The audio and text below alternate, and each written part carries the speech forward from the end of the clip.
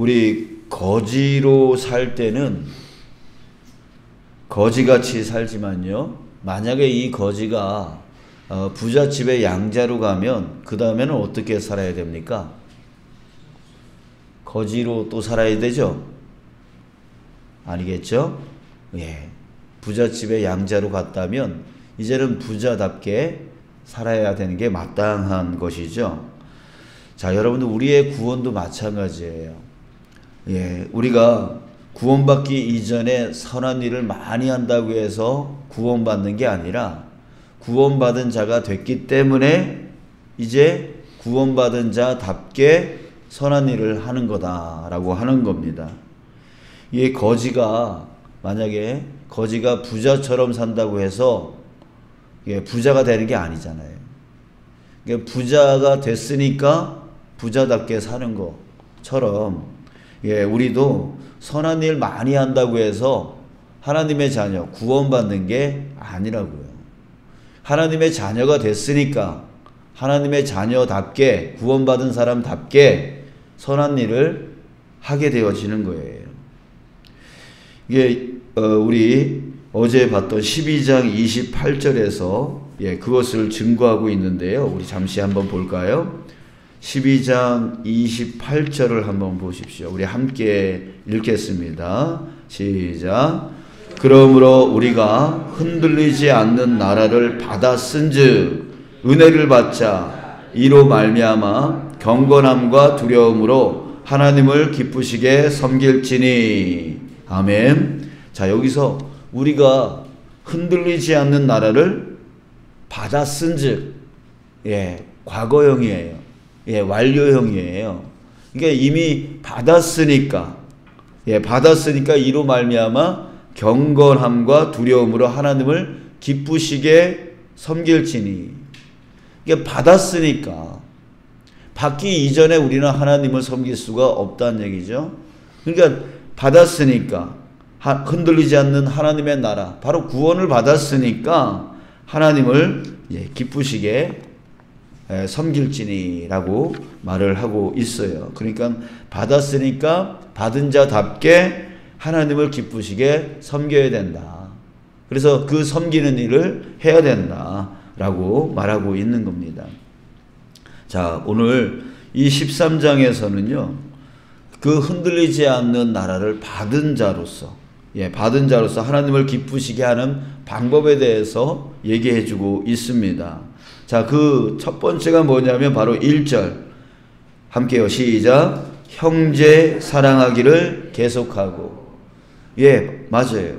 흔들리지 않는 하나님의 나라를 받은 자로서 하나님을 기쁘시게 하는 방법이 뭐예요? 형제 사랑이라고 말해주고 있어요. 형제 사랑. 그 형제는 누구입니까? 첫 번째는 바로 믿음의 식구를 얘기하는 거예요. 우리가 구원받은 우리 서로를 뭐라고 불러요? 우리 형제 자매라고, 우리 한 가족, 영적인 가족이라고 그러잖아요. 그래서 1차적으로는 바로 믿음의 식구를 사랑하라라고 하는 겁니다. 그리고 그것이 확장되어져서 이제 세상 사람들을 사랑하는 거예요. 자, 이렇게 첫 번째, 하나님을 기쁘시게 하는 첫 번째가 바로 사랑이다라고 말해주고 있습니다. 자, 2절서부터 6절까지는 그 형제를 어떻게 사랑할 것이냐, 그 구체적인 방법에 대해서 말해주고 있는데요. 우리 2절을 보겠습니다. 손님 대접하기를 잊지 말라라고 말해주고 있어요. 손님 대접.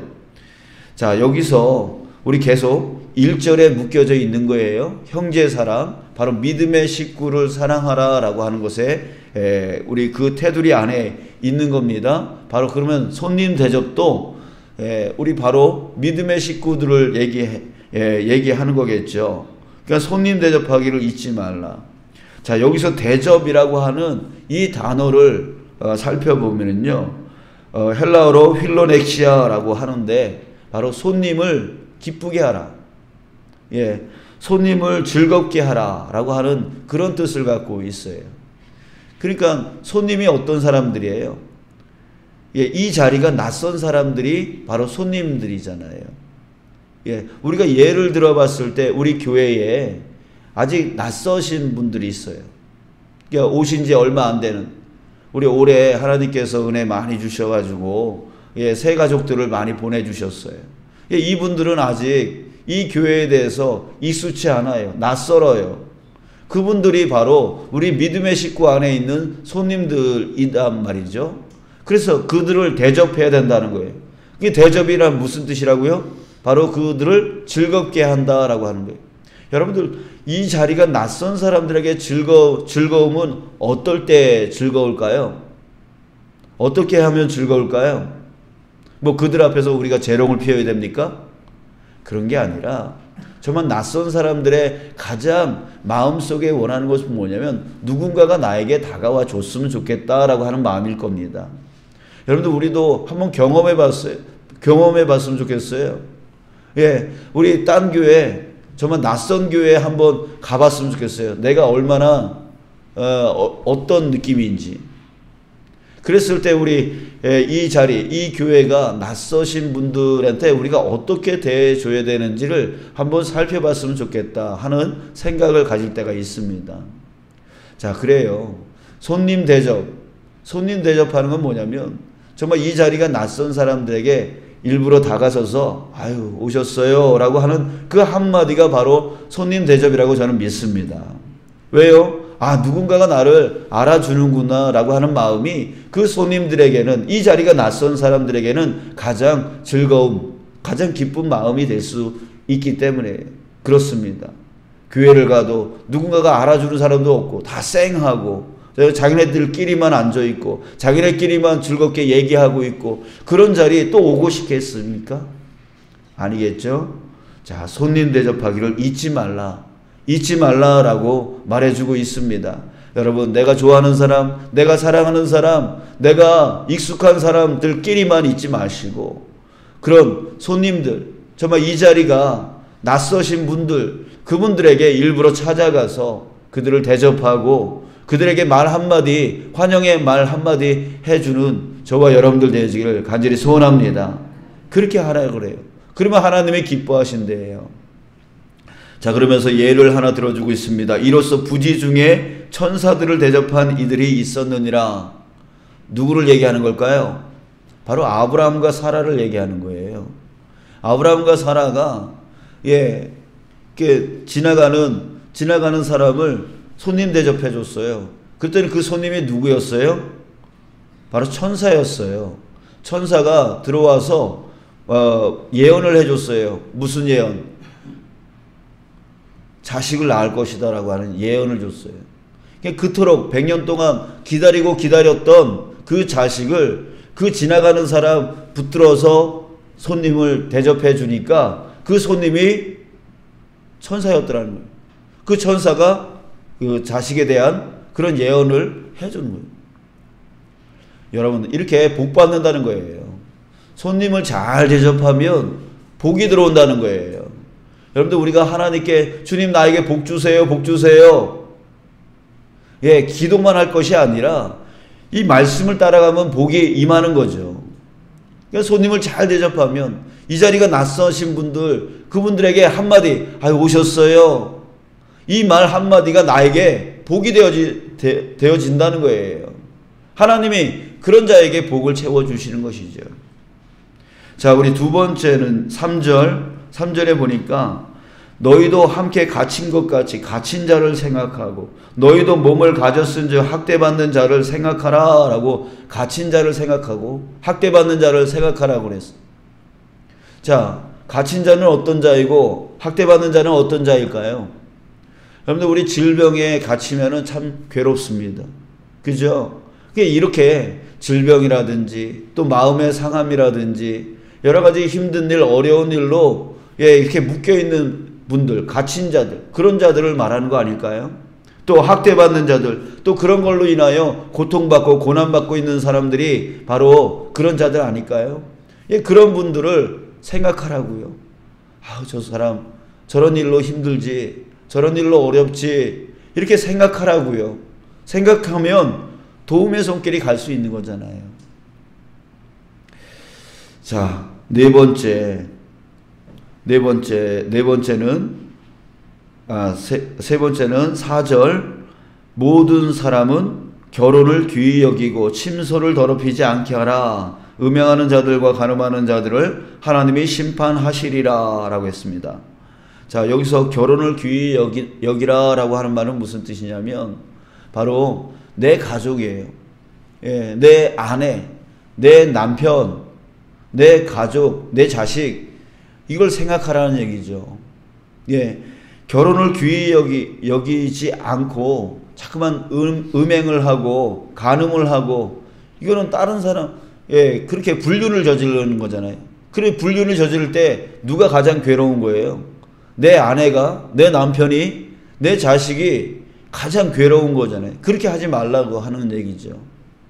예, 가족을 진심으로 사랑하라 라고 말해주고 있습니다. 이제 4번째 5절, 돈을 사랑하지 말고 있는 바를 족한 줄로 알라 라고 말해주고 있습니다. 여러분들, 돈을 사랑해버리면 어떻게 되지죠? 예, 돈을 사랑함으로 해서 주변 사람들이 피해를 봐요. 예, 주변 사람들이 피해를 봐요.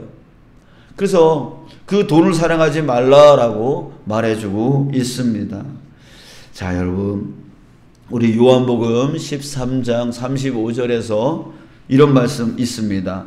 너희가 서로 사랑하면 이로써 모든 사람이 너희가 내 제자인 줄 알리라. 예. 사랑을 하면, 우리가 사랑을 표현하면 이로써 모든 사람이, 예, 우리 형제 자매들 뿐만이 아니라 저 세상에 있는 모든 사람들이요, 너희가 내 제자인 줄, 예수님의 제자인 줄 알리라 라고 했습니다. 여러분들, 우리가 예수님의 제자인 줄 믿습니다. 아멘. 그러나 뭐가 없으면, 사랑이 없으면 모른다는 거예요.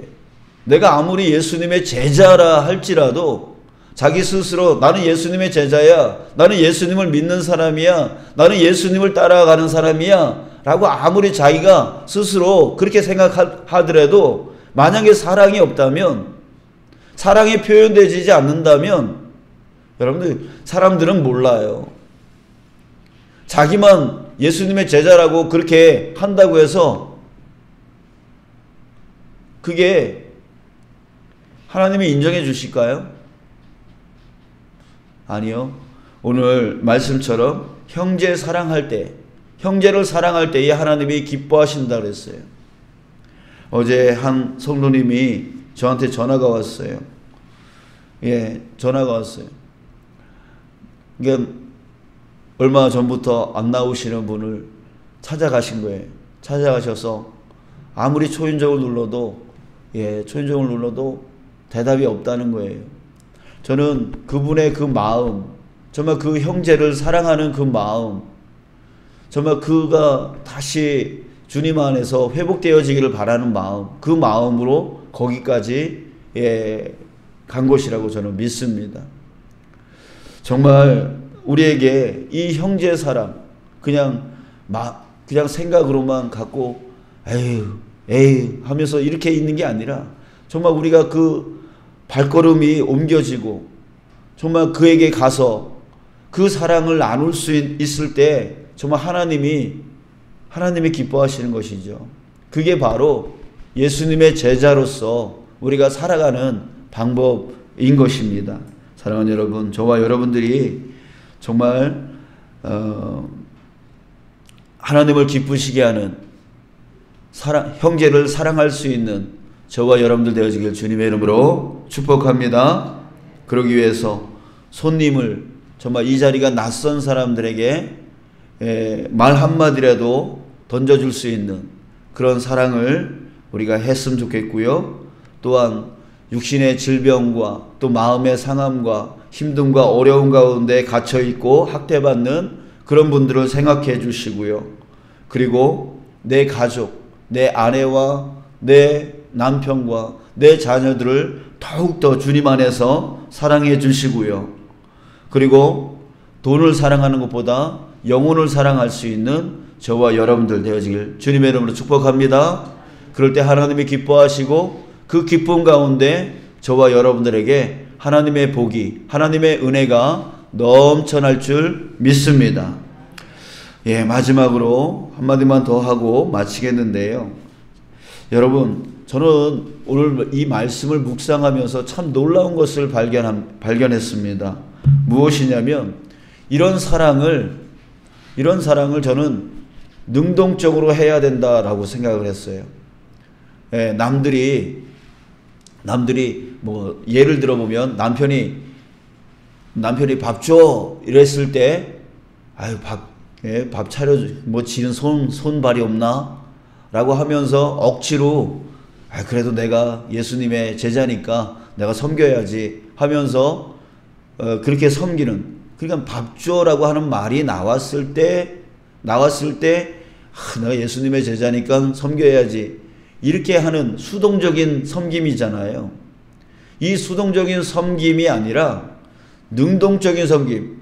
저 사람이 지금 배가 고프겠구나, 먼저 생각하고 먼저 채워줄 수 있는 그런 능동적인 사랑을 해야 된다라고 생각을 했어요. 예, 그게 맞다고 생각했어요. 자, 그런데요, 오늘 사랑 얘기를 하고 있는데, 이 오늘 본문에 나와 있는 동사들, 뭐뭐 하라, 잊지 말라, 생각하라, 족한 줄로 알라, 이런 동사들을 헬라어로 이렇게 원문을 찾아보니까 이게 다 수동태예요. 수동태가 무슨 뜻이에요? 수동적으로 움직임을 얘기하는 거잖아요. 저는 놀랐어요. 아니, 왜 능동적으로 사랑을 해야지 왜 수동적으로 사랑하라고 말할까? 그래서 더 깊이 한번 지금 말씀을 찾아봤는데요. 우리 아까 봤던 12장 28절에 답이 있었습니다. 답이 있었어요. 다시 한번 보면, 그러므로 우리가 흔들리지 않는 나라를 받았은즉 은혜를 받자 이로 말미암아. 자, 여기에 답이 있습니다. 은혜를 받자 이로 말미암아. 뭘로 말미암아? 은혜로 말미암아. 자, 이거예요. 자, 여러분, 우리가 사랑해야 될 이유가 뭐냐 이거죠. 이렇게 손님 대접하기를 잊지 말아야 될 이유가 뭐예요? 그 갇힌 자, 학대받는 자를 생각하는 이유가 뭐예요? 족한 줄로 아는 이유가 뭐예요? 그 이유는 그 사람 때문이 아니에요. 그 사람이 밥 줘라고 말했기 때문에가 아니라는 거예요. 그 사람에게 수동적으로 사랑하는 게 아니라는 거예요. 우리가 움직여 나가는 이유가 뭐예요? 바로 은혜로 말미암아. 은혜로 말미암아 움직여 나간다는 거죠. 은혜로 말미암아 사랑한다는 거예요. 그러니까 우리가 하나님의 자녀이기 때문에, 구원받은 사람이기 때문에, 예수님의 제자이기 때문에 억지로 사랑하는 게 아니라고요. 주님께서 내게 베풀어 주신 그 은혜가 너무나 커서 그것 때문에 내 남편을 사랑하고 내 아내를 사랑하고 내 형제를 사랑하고 이렇게 손님 대접하기를 잊지 아니하고 갇힌 자를 생각하게 되어지는 그 삶이 되어지는 거라는 거죠. 그러니까 은혜에 대해서 수동태라는 얘기예요. 은혜에 대해서 수동적이라는 거죠. 우리 그러신 분들 있잖아요. 예, 교회에 헌금을 많이 하시는 분이 있어요. 그래서 제가 물어봐요. 아니, 왜 이렇게 많이 하세요? 하나님이 주신 은혜가 너무나 커서요. 이런 말씀하실 때가 있어요. 예, 헌신하시는 분이 왜 이렇게 헌신을 이렇게 열심히 하세요? 하나님 주신 게 너무 많아서요. 그 하나님의 은혜가 그들로 하여금 헌신하게 하고, 그들로 하여금 헌금하게 하고, 그들로 하여금 이렇게 살아가게 하는 얘기를 많이 제가 듣습니다. 여러분, 그렇지 않아요? 우리가 사랑해야 될 이유가 뭐예요? 그 사람이 나한테 돈 빌려줬어요? 그게 아니잖아요. 우리가 그럼에도 불구하고 사랑해야 될 이유는 바로 주님께서 나 같은 자를 구원하여 주신 은혜, 또한 그 이후로 구원받은 자로서, 하나님의 자녀로서 세상 끝날까지 내가 너를 사랑하겠다라고 하는 그 사랑의 은혜, 그 은혜가 내 안에 충만하기 때문에 사랑하게 되어지는 거예요. 사랑하지 못할 사람을 사랑하게 되어지는 거예요. 내가 잘 알지 못하는 저 낯선 손님에게 다가서서 오셨어요 라고 하는 그 말 한마디를 하게 되어지는 거예요. 나와 상관이 없지만 저 고통받는, 저 질병으로 고통받고 있는 사람, 저 어려움을 당하고 있는, 그런 학대받고 있는 사람들을 생각하고 그들을 대신해서 기도해주고 그들을 찾아가지고 그들에게 위로의 말 한마디를 해주는 그 이유는 그들과 내가 가깝기 때문에, 친하기 때문에가 아니라 주님이 내게 베풀어 주신 은혜가 너무 크기 때문인 거예요. 여러분, 은혜로 살아가는 저와 여러분들 되어지길 주님의 이름으로 축복합니다. 아멘. 그래요. 이제는 인간적인 관계를 깨뜨리고 이제는 주님이 내게 베풀어 주신 그 은혜로 인하여 낯선 사람에게도 다가서고, 그렇게 나보다 남을 더 그렇게 학대받고 고민하고 있는 그런 사람들을 사랑해 나갈 수 있는 우리 공동체, 우리 성도 되어지기를 주님의 이름으로 축원합니다.